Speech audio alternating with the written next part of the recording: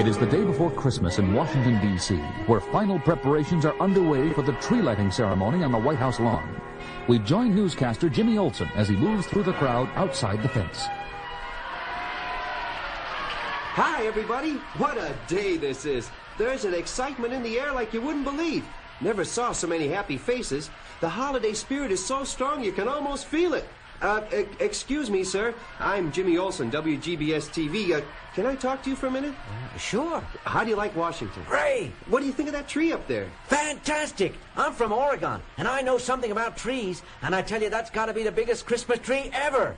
Make a great show when the lights go on. Thank you, sir. And you, ma'am, what do you think of all this? Beautiful, just beautiful. I can hardly wait until tonight. It will be almost as beautiful as stars over my home state of Alabama. Thank you, ma'am. And you, sir, have you ever been to one of these? And while Jimmy Olsen continues his interviews, we switch to the WGBS studios in Metropolis, where Lois Lane and Clark Kent are watching a studio monitor. Isn't he doing a great job, Clark? And on his first big assignment. Sure is. And so is the cameraman, getting some great close-ups. Matter of fact, I thought I saw someone Oh, look, that young couple and their little daughter. Listen. And you say you're from Ohio? Right, first time in Washington. And it's also wonderful. When are they going to turn on the lights, Daddy? Right after dark, Amy. And it'll be the biggest, brightest, most beautiful Christmas tree you ever saw. It'll light up the whole lawn. Will it light up the whole world, Daddy? Light up the whole world? Oh, Clark, isn't she Light up the whole adorable? world. Light up the whole world. Light up the whole... Clark, what's wrong? Oh, nothing. Just a little headache. It'll go away. Think I'll just go out for a little air. Walk down by the river. But something was wrong, and the Man of Steel felt a deep uneasiness grip his whole being. That face I saw in the crowd during Jimmy's interviews and what the little girl said light up the whole world. Somehow they go together like parts of a puzzle, but I can't seem to make them fit. If only I could remember. And as he walks along, racking his brain for answers that don't come, he sees the UN building ahead and decides to go in and listen to the debate in the Security Council in an overtime session. And in conclusion, I wish to place my government irrevocably on record in favor of this giant step forward on the road to peace. Thank you. It is my great privilege and honor as chairman to announce that the Security Council of the United Nations has this day voted unanimously in favor of the resolution banning the use of all nuclear weapons. I wish to thank the delegates for their devotion to duty and their self-sacrifice in giving up so much of their holiday time so that this legislation could be completed. That is good news, and it's about time. Banning nuclear weapons is the best. Nuclear weapons! That's it! That face in the crowd. It was Thurston Kilgore, the great nuclear physicist. The last time I saw him was, a Senate committee hearing 8 years ago. Let me see if I understand you correctly, Dr. Kilgore. You say we now have nuclear superiority enough to deter... Not just superiority, Senator, and not just a deterrent. We have the capacity to destroy our enemies at one stroke, right now, today. You mean... I mean we should launch our nuclear missiles immediately. Without warning of any kind? Without warning, without delay, without mercy. Wipe them all out. You would destroy over 600 billion human beings, men, women, children, just like that? Just like that. It will be the greatest display of man-made firepower in the history of the universe. He's mad! America will be the master of the world for 1,000 years. That will be all, Dr. Kilgore. No one will dare oppose us. No one. Remove that man. We will remake every government in the world in our image. And those that oppose us. One of the most brilliant scientists of our time had obviously lost his mind and had to be confined in a mental institution. Diagnosed a hopeless case. A hopeless case. Running loose on the streets of Washington. Great Krypton. I've got to get down there right now. This is a job for... Superman.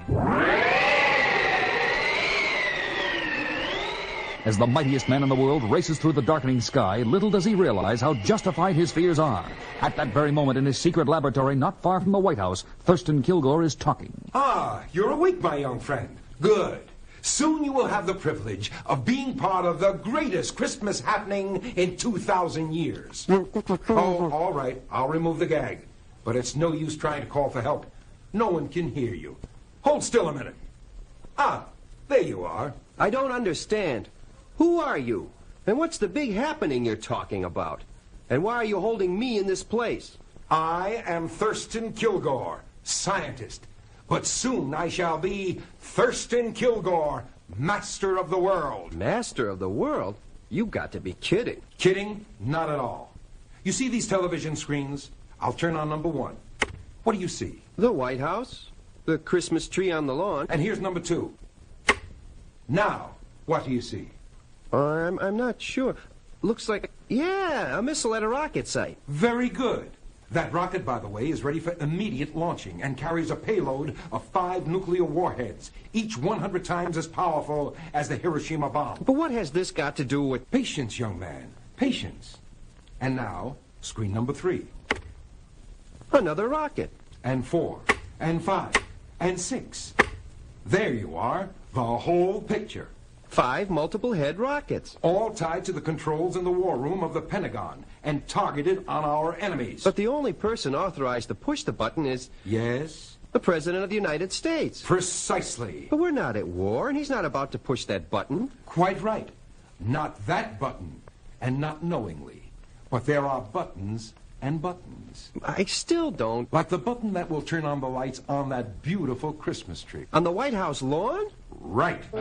You mean to say that button is tied into the rocket launch system you just showed me? Now you're getting it. It's tied in by a remote control circuit I secretly installed. And when the president pushes the button that lights the tree... Good Lord. For a brief moment, the lights will go on. And then a bomb concealed in one of the tree ornaments will detonate, destroying everyone in the immediate area. Including the president? Especially the president. And simultaneously, 5 beautiful rockets will soar like avenging angels through the night sky. And when they reach their targets, they will light up the whole world. But what have I got to do with all this? Why hold me? Because you, my young friend, are the bait in a trap I have set to capture and eliminate once and for all the only man who could possibly interfere with my plan, Superman.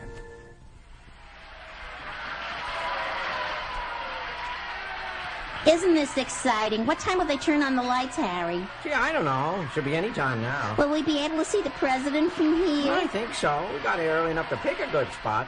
Hey, mister, watch where you're going. Oh, my gosh, it's Superman. I'm sorry, sir. I was looking for a young newscaster, Jimmy Olsen. He was interviewing people right around here a little while ago. Have you seen him? Oh, sure. He interviewed us. Did you see where he went? Last we saw, I went over to that van over there. Oh, the WGBS mobile unit. Thanks. Nobody here. What's this on the seat? A note addressed to me. If you want to see Jimmy Olsen alive, come to the top floor of the warehouse at the end of L Street. Signed TK. TK. Thurston Kilgore, so I was right. He was the one I saw on TV. And at that moment, a cheer goes up from the crowd. Hey, look, it's the president. I know there's something wrong here. Something involving the president, but I don't know what it is, and I have to go save Jimmy. Well, this is the warehouse, but I don't... Come in, Superman. The door's open. Kilgore. Welcome, Superman. Where's... Oh, Jimmy, there you are. Are you all right? So far, but you've got to stop him, Superman. He's going to... Don't worry. I'll take care of him. You'll take care of nothing, Superman. You're through. Superman, what's wrong? I feel weak. Too dizzy. And soon you will feel nothing. This machine duplicates the deadly rays of green kryptonite, the only substance that can destroy the mighty Superman. And so I leave you both In a few minutes, you, Superman, will be dead. And my crypto-ray machine will self-destruct, wiping out all evidence of my connection with this place, including you, little Jimmy. If only I could get loose. Ta-ta, both of you. I'm off in my armored car to watch the president light up the world. And just today, the day before Christmas, the United Nations Security Council, in extraordinary session, voted unanimously to ban all nuclear weapons. On this glorious night before Christmas, therefore, there is more hope than ever that peace on earth and goodwill to all mankind can become a reality. Come on, get on with it. Get on with it. Light up the tree, Mr. President. And so, with great joy in my heart, I press the button that will light up this beautiful symbol of brotherhood and love. And just as his finger touches the button, the figure of the mightiest man on earth swoops down out of the sky.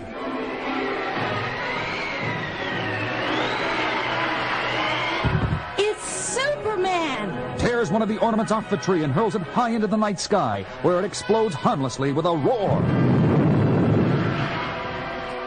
Now the president is safe at least, but I was too late to prevent the rockets from being fired. Got to stop them somehow. And then occurred one of the most incredible events in the history of the world. Crisscrossing the skies at unbelievable speed, a Man of Steel flies to each of the 5 rockets in rapid succession, changes their course in mid-flight, and heads them on a collision course with the sun, where their death-dealing potential will be fused with the life-giving energy of Earth's great star.